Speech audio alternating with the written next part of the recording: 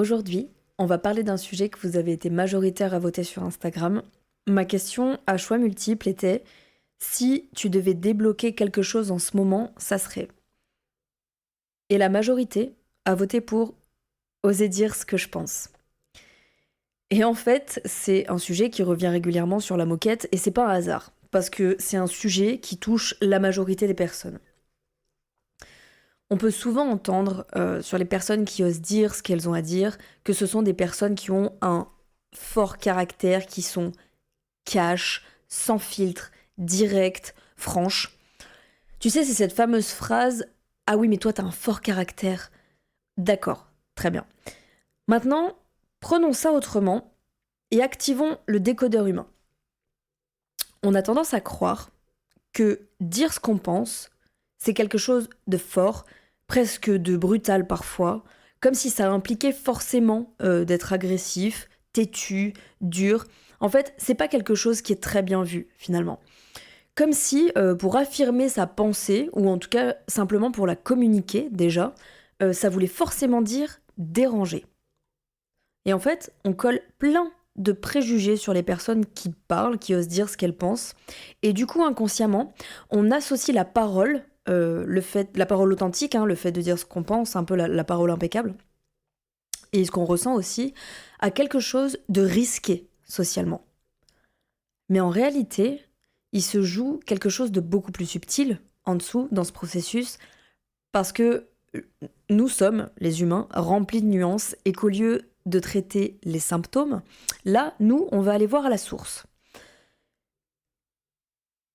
Comme souvent, ce qui se passe, c'est sous la surface. Donc, qu'est-ce qui fait qu'on n'ose pas toujours dire ce qu'on pense ou même ce qu'on ressent, parce que ça marche aussi pour les émotions.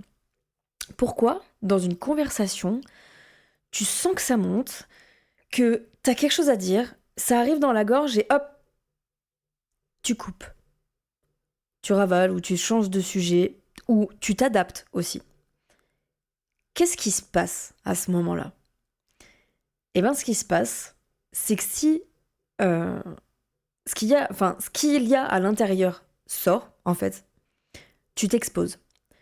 Tu t'exposes potentiellement au rejet, à la critique, au jugement, à la contradiction aussi. Tu t'exposes à déranger, tu t'exposes à être vu, à être entendu. Et pour ton cerveau, être exposé, ça peut être interprété comme un danger potentiel. Pas un danger physique, un danger relationnel. Donc, ne pas oser dire ce qu'on pense, ce n'est pas d'abord une question de courage. C'est d'abord une question d'émotion. Et cette émotion primitive, c'est la peur. Alors souvent, on dit pas. On ajuste, on minimise, on lisse, on dit une version plus acceptable de ce qu'on pense vraiment ou de ce qu'on ressent. Parfois, on peut aussi mentir un peu. Et c'est pas par manipulation, c'est par protection. Parce que derrière le silence, il y a presque toujours une peur. Une peur de ne plus être aimé, une peur d'être trop, une peur de pas être assez, peur aussi de créer un conflit, peur d'être abandonné, une peur d'être rejeté, ou encore une peur d'être vu tel que tu es vraiment. Et ce qui est fascinant, c'est que ça se joue pas seulement dans la tête, ça se joue dans le corps. La gorge, elle va se serrer, le ventre, il va se contracter, le cœur, il va accélérer, la respiration va devenir plus courte. Et en fait, ça, ce sont les signes corporels que ton système nerveux détecte un danger, donc un danger social pour le coup. Et lui, il fait pas la différence entre un lion dans la savane et un conflit relationnel. Pour lui, perdre le lien peut ressembler à perdre la sécurité. Alors il protège. Il fait son job. Donc, par là, il va te pousser à te taire, à t'adapter et finalement à rester sage, à rester discret. Mais il y a un prix invisible à toutes ces réactions répétées, c'est que à chaque fois que tu dis pas ce que tu penses vraiment, tu envoies un message très clair à ton cerveau. Et ce message, c'est ce que je ressens n'est pas si important. Ma vérité peut attendre. Je ne compte pas assez pour que ma parole soit légitime. Et là, tu le vois venir. Normalement, l'estime de soi, ça ne s'effondre pas en une fois. Ça s'érode à force de micro-renoncements. À force de petites trahisons intérieures, comme ça, presque imperceptibles et systématiques. C'est comme ça que tu la détruis, sans t'en rendre compte et sans l'aide de personne. Et selon ton style d'adaptation, ça va pas se manifester de la même manière. Si t'es plutôt dans l'évitement, tu vas te taire pour préserver la paix. Si t'es plutôt dans ce qu'on appelle le people pleasing, tu vas dire ce que tu penses que l'autre veut entendre pour rester aimé, pour rester dans ce lien, dans cette sécurité. Si t'es dans l'accumulation, tu vas te taire longtemps. Et un jour, tu vas exploser. Et dans les 3 cas, le blocage n'est pas la parole ou la communication. Le blocage, c'est la peur qui n'est pas prise en charge derrière la parole. Et je vais te répéter cette phrase.